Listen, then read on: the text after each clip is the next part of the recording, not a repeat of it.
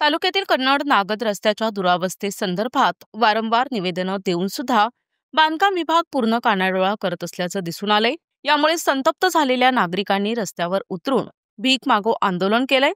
यावेळी निवेदनात सांगितल्याप्रमाणे चक्क रस्त्यावरती भीक मागून पैसे जमा करण्यात आले आणि त्या पैशातून ट्रॅक्टर आणि जेसीबी खरेदी करून बांधकाम विभाग पूर्व यांना देण्यात आले। रस्त्याची कामं तुम्ही करत नसाल तर हे यंत्र घ्या आणि काम सुरू करा, असा संतप्त सवाल यावेळी आंदोलकांनी केला।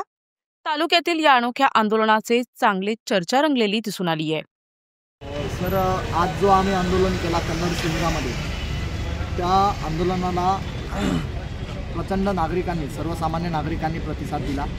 मी सर्वसामान्य नागरिकांकडून भीक मागितली आणि त्या भीक मागितलेल्या पैशातून ट्रॅक्टर, जेसीबी आणि ट्रक, जे लहान लेकराचं खेळणं असतं ते आम्ही घेतलं आणि उपअभियंता बांधकाम विभाग यांना ते सुपूर्द केलेलं आहे। काय विषय काय होता तुमचा, काय मागणी होती? विषय असा आहे, गेल्या महिनाभरापासून नागद कन्नड रस्त्याची अत्यंत दुरावस्था झालेली आहे। गेली वर्षभर मोठमोठाले खड्डे होते, परंतु मागे महिनाभरापूर्वी अतिवृष्टी झाली।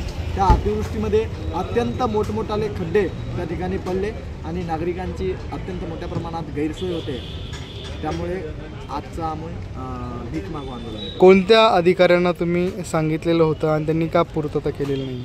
शाखा अभियंता पोंदे साहेब आणि उपअभियंता सार्वजनिक बांधकाम विभाग सूर्यवंशी साहेब यांना आम्ही कळवलेलं होतं, पत्रही दिलं होतं आणि फोनवर सुद्धा सांगितलेलं होतं। त्याच पद्धतीने सर्व पत्रकार बांधवांनी अनेक वेळा सोशल मीडियाच्या माध्यमातून म्हणा किंवा पेपरच्या माध्यमातून म्हणा, जे की प्रिंट मीडिया असो, प्रिंट मीडियाच्या माध्यमातून सुद्धा अनेक वेळा प्रदर्शित झालेला आहे ते खड्ड्याचे विषय।